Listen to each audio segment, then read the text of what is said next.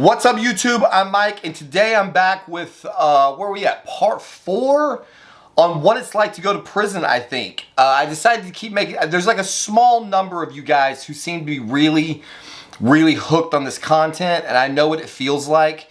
You know, like when you're watching a series, you know, on like, you know, HBO or something, and you get a fucking cliffhanger, and you're like, fuck, I want to know what happens next. So I'm trying to commit to banging these out quickly for those few of you who seem to be enjoying this content. I appreciate you watching because it gives me something other than trend blowing to talk about, which is great because it's keeping the channel alive. So I've got a little bit of a prison stripe going on in my collar today since we are in this video going back to county. As I mentioned at the end of my last video, right as soon as I thought everything was normalizing in my life and I was on the downslope of all of the horrific misery that had been going on for the previous, you know, at this point, like 8.5 months, it all starts over when I get the letter saying that I'm catching the chain bus back to county the following day. So, like I said, I didn't sleep all night.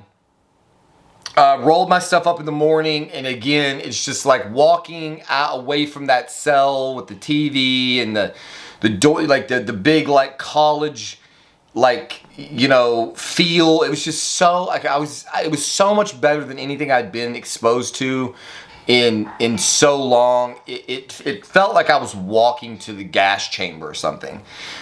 Because it was just basically, I couldn't find any reason to be positive. You know, like why would they possibly be bringing me back if it's not new charges? So just try to imagine, I guess, what it would be like to have just a massive panic attack for like 4 hours straight. Because, you know, there's a whole process to go get booked out of prison, get put back on the chain bus, shackled up again. You know, I'm not going to go through all the details, but I got, you know, reshackled, replaced on the bus, shipped all the way back from Shelton, Washington to Snohomish County Jail, which again, I think is like a 2.5 hour drive. You know, so again, I got to see the sound and all the pretty things that I had come to enjoy about Seattle, which was nice because I hadn't been seeing it for the months previous. That was like the silver lining of the entire thing. But the whole ride, it's just impending doom. And so I get back to county and I get back in the booking process like before. And I'm really at this point, by the time I get to county, like I've just kind of almost quit. Like I'm just kind of hunkered over. Like my nerves, I think, were just shot. Like there was so much worry. It was almost just like, you know, like somebody maybe who's resigned to their death, you know, like it's just like you just don't have the fucking energy to resist anymore. And so they start the processing situation, and I'm just fully expecting that I'm getting ready to get like a laundry list of charges like before. Although, I mean, again, I don't know what they could possibly be. I've never been in trouble before in my entire life. It's not like I knew that there was a whole bunch of crimes hanging around out there that I had been dodging for all these years. I couldn't fathom what it was, but that's just what I was being told. And so they start the booking process, and I asked, like, why am I here? And they were being dicks. And then finally somebody said, I don't really know exactly. You don't have any new charges. I just have something here about missing paperwork. What? Missing paperwork? So on the one hand, it's like this massive flood of relief. I'm sure I just kind of like crumpled in the chair. I just remember sitting in this plastic chair. The only other memory was that there was like a confrontation going on because somebody was getting booked in and they had tried to smuggle contraband in. And I think the girl had it in her and she tried to pass it to the dude like in the booking, and they got like mobbed by the cops or something. So like this whole shit's going on over here. I'm like strung completely the fuck out because I've been up all night long with no sleep. And so, you know that feeling you get like when the sun comes up the next day and you haven't slept and your vision's like all fucking kind of wavering and distorted and you can't think clearly and all of your emotions are all fucked up, like none of your emotions are you know, hooking up naturally. You just fucking sob for no reason, you know, it's just all kinds of disaster.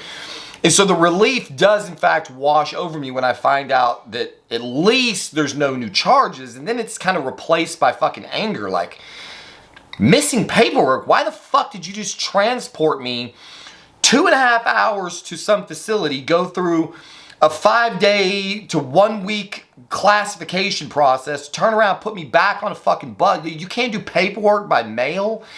And so the moral of this story, or the I think the point of this story, I don't know this to be true, but as I cover the next couple of months, I think what happened was George Apple, the prosecutor, decided to get one last fucking jab in.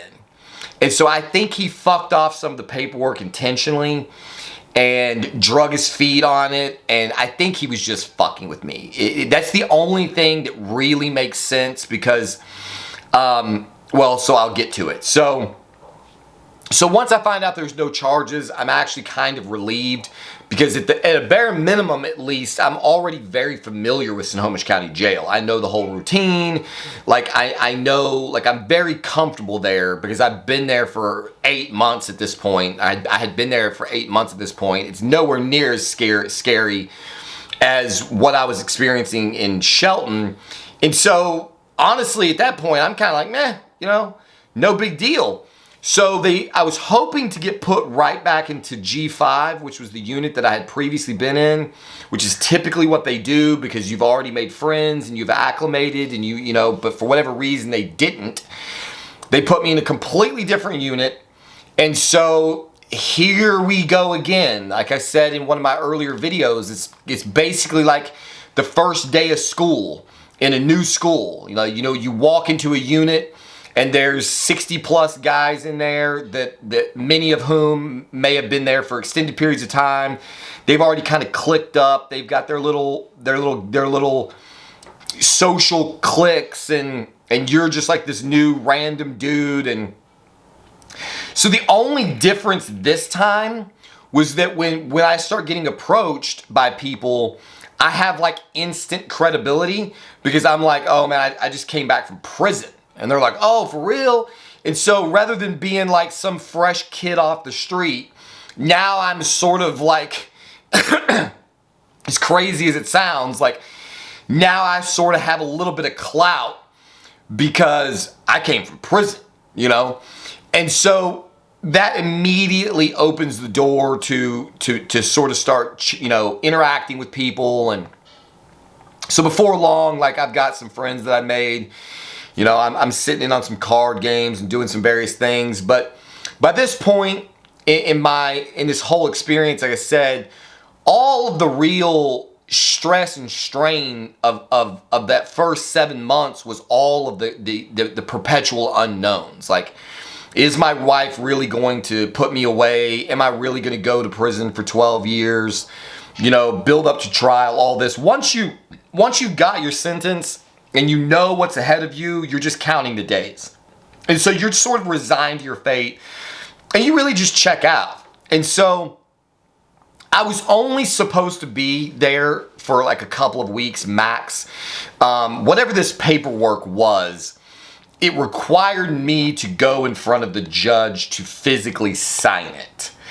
And so it took like 2 weeks maybe maximum. I don't remember exactly how long. Relatively soon after I got back to county, I was in front of the judge. My attorney was like apologetic. He was like asking me how I'd been doing. You know, I had fucking bicked my head down obviously, so it was a different look for him. And he's like, whoa, like, I see you're acclimating. I've got like chops growing in, my fucking goatee's growing out. And he's like, I don't know. I've never seen this happen before.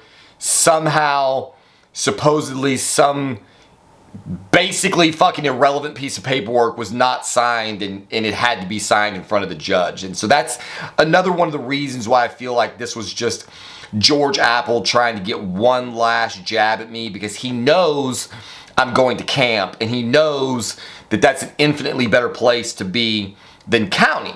The problem is the joke's kind of on him because I don't know that. So I'm like, kind of like, cool, shit, like I'll just chill in county. Like I'm already cool with this, you know what I mean?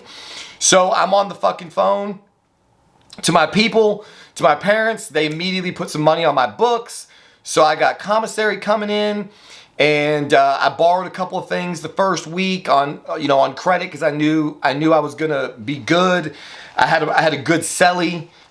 He was a solid dude, and we kind of we would make meals together a little bit and eat. And what I did is I just kind of transitioned into what is really my natural state. Like I'm just a night person. Like I hate the daytime. If it was up to me, I would never see sunlight really. And so I got back to county and I didn't even really try. Like I knew I wasn't going to be there. I was expecting to not be there for very long at all. And so it wasn't really worth like going and trying to start the friendship process. Like I played a little bit of cards and here or there, but it just really wasn't worth it to me to invest in trying to get to know these guys because I'm expecting that any given day I'm gonna get a chain letter. I'm going back to Shelton. And so as fate would have it, I just started laying in my bunk, and breakfast is served at like 4 o'clock in the morning, and lunch is terrible. The lunch in county is terrible, and 9 times out of 10 I just skipped it. It was always like a sandwich or they used to serve this thing called 7-day soup, which was basically at the end of the week, it would be just like a soup made of bits and pieces of everything else that had been served that week. So there'd be like some chili in it. There'd be 2 hot dog weenies. There would be like some green beans. It's just some random nasty gruel. Just fucking pig slop. So often I didn't eat lunch. And so what I did is I started just staying up all night. So I would stay up until breakfast came because the breakfast was pretty decent.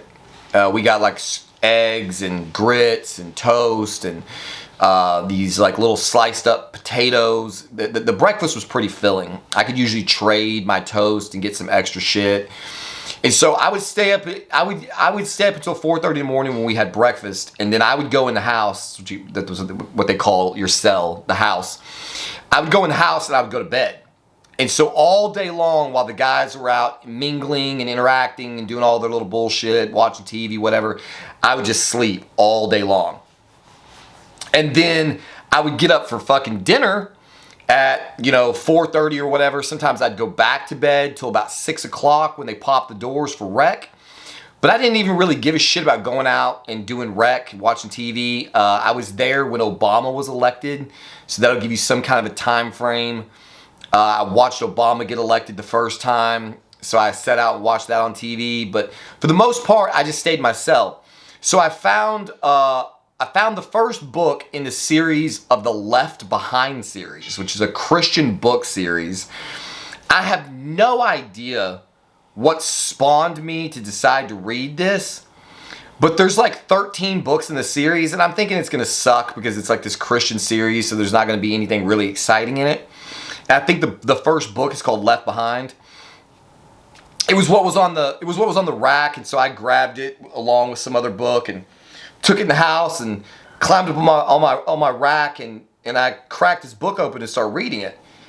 And holy fuck, I got sucked massively into this book. And so what ended up happening, I'll try to keep this video kind of short because it doesn't have anything to do with prison. Not only did George Apple fuck me around with the paperwork that brought me back to county, but then they somehow drugged their feet on getting me a chain letter. So every week would come and go, and I was expecting to go back to prison, and then it just never happened. I ended up getting stuck in county for another 2.5 months. And so during this period of time, I'm literally staying up all night eating candy and snacks and shit from my commissary, drinking hot chocolate, getting up and making Kool-Aid, and then I was just tearing up this Left Behind series. So in a period of a month and a half or 2, I read all 13 books in the entire series. I mean, I was fucking riveted. Just all night long, page turning, just going through these fucking books. I don't know if anybody's ever read them. I wasn't Christian. They were just surprisingly good for me at the time. And they helped me to pass that time. So finally, I'm getting toward the end of this book series. And I'm like, what the fuck is going on? And one day, it just so happened that I came out of my cell. And Officer Diaz, who was one of the officers from G5 that I had made friends with, he happened to be in the unit that day. And we got to talking. He looked real depressed. And he was like, man, what are you doing here? And I was like, I don't know, some bullshit paperwork scandal. They got me back here. I've been sitting here forever. I don't know what's going on. He's like, that's bullshit. Like, he's like, I'm going to look into this for you and get you out of here. Like, this shouldn't be going on. And so I was like, what's up with you, man? And he was like, dude, he was like, I'm sick. Like, he said he had been assigned to a particular inmate who was going to trial, just like I had officers assigned to me, except this particular fucking low-life sack of shit. And yeah, I'm going to fucking pass judgment. I know I shouldn't be doing that, but here I go, right out the gate, passing judgment. This motherfucker raped and or molested a 6-year-old little girl. And Officer Diaz had to sit through this entire trial and hear all the horrific fucking evidence that was put forth in this case. And then unfortunately, they called the little girl to the stand and she refused to testify. She was scared. And so I could picture this because I'd been in that courtroom and I knew what that courtroom looked like. And this poor little girl, man, she just hid. When they put her on the witness stand, she just hid and she got down out of the chair and just kind of sat in what they call the box. And she wouldn't corroborate any of the evidence. And I guess there was not enough other evidence, I guess things were circumstantial enough that when she would not corroborate anything, when she was unable to testify, the guy fucking walked. They dismissed the charges and he walked. And you could tell Diaz wanted to kill him. You know? Like, he was so fucking sick. Because it was just another one of those things, man. Like I said, you know, when you take your case to trial, there's 1,000,001 ways that various legal loopholes can set you free, even when you're guilty of sin. And I don't know. I wasn't in the trial. You know, I don't know any details, but according to what he told me, it looked like this guy had definitely done some heinous shit to this little girl. And she was so fucked up by it that she couldn't even talk about it. And he walked. And that's the thing. Like, in my case, let's just say hypothetically, in my case, I had done every single thing that my wife had said that I did. My ex-wife, my now ex-wife. And then she'd gone into the courtroom, and like I told you in my trial series, you know, in the beginning, when she first saw me, she started crying. She ran out. They took her out of the courtroom. If I had been guilty of every one of those charges, and yet she had been unable to testify against me, I would have walked. I'd have walked on all of them. And so that's the thing about going to trial. You just never know what's going to happen. And so in this case, I think the bad guy got away. And so Diaz got on top of it, man, and he made some phone calls and shit, and he's like, man, somebody's got it out for you. He was like, your paperwork just got misplaced. So he was like, if I hadn't called, you were going to be here forever because your paperwork was not even where it was not in the stack of papers that would ultimately result in a chain letter. And he goes, so you've been sitting here for a month and a half long. You should have been long gone. But he was like, so you pissed somebody off, man. But he's like, I made some calls for you. We got this shit taken care of. He said, you know, you should be getting out of here pretty soon. And sure enough, it was like the next Thursday. And underneath my door was a chain letter saying, it's time to go back to prison. So it's like, here we go again. All right, finally, you know, I'd kind of gotten tired of being in county again, you know, like I was starting to think about all the freedom that I had in that cell, and it was going to be open doors, open dormitories, and day room, and come and go from your cell when you want, TV in your cell, and that sounded a lot better than 2 more months stuck in fucking county eating that god-awful food. And so I was honestly pretty excited when I got the chain letter and was getting ready to get the hell back out of there. So they, whole process again though, back down into the dungeon, strip, spread them, let everybody and their mother look in your butthole, lift your balls, check everything, open your mouth, stick out your tongue, pull your cheeks apart. They look everywhere before you get on that bus, man. And so you just get basically sexually assaulted, and then you're back on the bus with God knows who, going back to Shelton. And so I get back to Shelton, and I get off the bus, and they take me into the unit because I've already been classified, so they're basically just assigning me a cell. And the guy says, okay, Van Dusen, come with me. And I said, where are we going? He said, you're going to be going to R3. Or excuse me, R5. R5, I'm minimum. And he's like, yeah, 6 and 7 are full. You're going to R5. And I'm like, no. Like, there's a mistake. Like, I was classified as minimum security. R5 is a maximum security wing. And he goes, I know what the fucking wing is, and I'm just telling you that the other units are full. Okay, so you're fucking going to R5 right now, or you're going to the hull. Which one do you want? Which one? So he's the typical, like, this guy's a dick and he's overplaying his power. So I shut the fuck up, and he's like, and he said, Matt, I'll let the people down there know that you're not supposed to be there, and if a space opens, and we'll try to get you in, but right now I got orders to take you to R5.